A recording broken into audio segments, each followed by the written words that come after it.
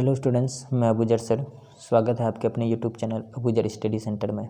तो आज का जो मेरा टॉपिक है वो क्लास 10th के एनसीईआरटी मैथमेटिक्स प्रश्नावली 1.1 का प्रश्न संख्या 3। तो आइए प्रश्नावली 1.1 का प्रश्न संख्या 3 में क्या कहा गया है, सबसे पहले प्रश्न को पढ़ते हैं। यहाँ पर प्रश्न में कहा गया है, किसी परेड में 616 सदस्यों वाली एक सेना की टुकड़ी को 32 सदस्यों वाले एक आर्मी बैंड के पीछे मार्च करना है। आगे कहा, दोनों समूह को समान संख्या वाले स्तंभों में मार्च करना है। आगे का, स्तंभों की अधिकतम संख्या क्या है जिसमें वे मार्च कर सकते हैं। अभी हम तो इस तरह का हिसाब में हम क्या करेंगे, यहाँ पर देखते हैं कि 616 जो है, 616 को जो है 32 जो है या 32 सदस्यों वाली 32 को 616 में हम क्या करेंगे, यूक्लिड विभाजन में जिस तरह से हम लोग एचसीएफ निकालते थे उसी प्रकार यूक्लिड विभाजन की तरह हम लोग एचसीएफ पहले निकालेंगे। यहाँ पर यानी 32, यहाँ पर क्या करते हैं, जैसे मान के चलिए यहाँ पर अगर हम हल में अगर हम बात करें तो क्या क्या है यहाँ पर 616 और क्या है 6 से 16 और उसके बाद क्या है 32। तो यहाँ पर हम क्या करेंगे कि जो छोटा संख्या है, छोटा संख्या को बड़ी संख्या में भाग लगाएंगे जिस तरह से यूक्लिड विभाजन में हम लोग करते थे। तो क्या करेंगे, हम यहाँ पर भाग लगाएंगे 32 को भाग लगाएंगे 616 में। अब यहाँ पर देखिए 32 को जब 616 में भाग लगाएंगे तो यहाँ पर देखिए 32 को किससे मल्टीपल करें कि 61 या उससे कम ज़्यादा नहीं आना चाहिए। अगर 32 को आप 2 बार करते हैं तो ज़्यादा हो जाता है, तो इसलिए हम एक बार ही करेंगे। तो 32 से कम 32, तो क्या करेंगे, ऊपर वाले में नीचे वाले को घटा देंगे। अब यहाँ पर देखिए 11 में जब मेरा यहाँ पर जाएगा 2 तो बचेगा 9, इसमें रहा मेरा 5 में जब मेरा चले जाएगा कितना 3 तो बचेगा 2। ठीक है, अब जो है ये 29 जो बचा। अब यहाँ पर देखिए इसके बगल में कितना बचा हुआ मेरा 6, तो इसके बगल में हम 6 को उतारेंगे। ठीक है, उसके बाद अब यहाँ पर देखिए, यहाँ पर हमने 32 को 1 से किया तो 32 से कम 32। अब ऊपर में नीचे को घटाया तो घटाने के बाद मेरा बचा यहाँ पर बचा मेरा है, जैसे 11 में 2 गया तो बचा 9, इसमें रहा मेरा 5 में 3 गया तो बचा 2। अब ये 29 के बगल में ये 6 जो बचा था इसको उतारे तो हो गया 296। अब 296 हुआ तो अब ये 32 को किससे मल्टीपल करें कि 296 या उससे कम ज़्यादा नहीं आना चाहिए। तो यहाँ पर अब 32 को अगर जो है 32 को 9 से मल्टीपल करेंगे तो यहाँ पर 9 जिससे मल्टीपल करते हैं उसको इधर लिखते हैं। मान के चलिए 9 से मल्टीपल करेंगे तो यहाँ लिखेंगे 9।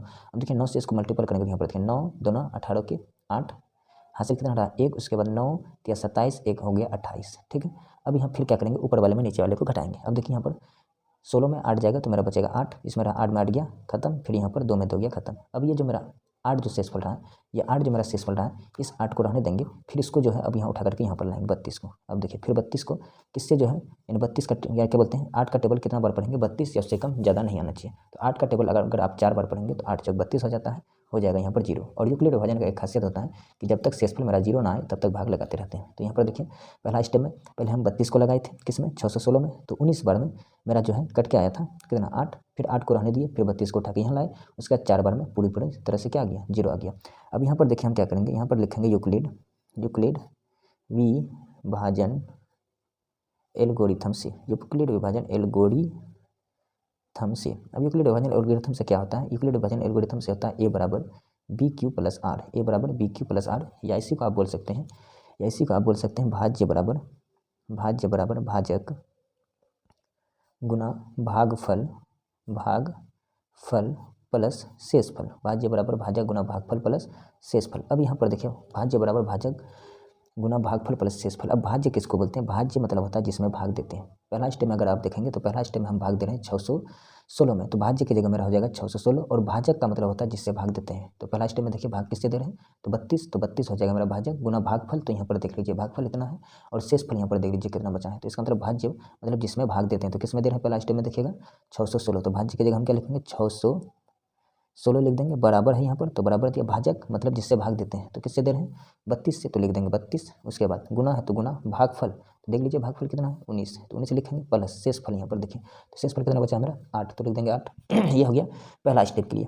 अब देखिए दूसरा स्टेप के लिए, दूसरा स्टेप में यहाँ पर देखेंगे तो दूसरा स्टेप में आप देखेंगे तो भाज्य का मतलब हम बताए जिसमें भाग देते हैं। तो दूसरा स्टेप में अगर आप देखेंगे तो हम भाग किसमें दे रहे हैं 32 में, तो भाज्य की जगह आप क्या लिखेंगे 32, बराबर है तो बराबर। उसके बाद भाज्य के बराबर होता है भाजक का मतलब जिससे भाग देते हैं, तो किससे दे रहे हैं 8 से, तो भाजक की जगह क्या लिखेंगे 8।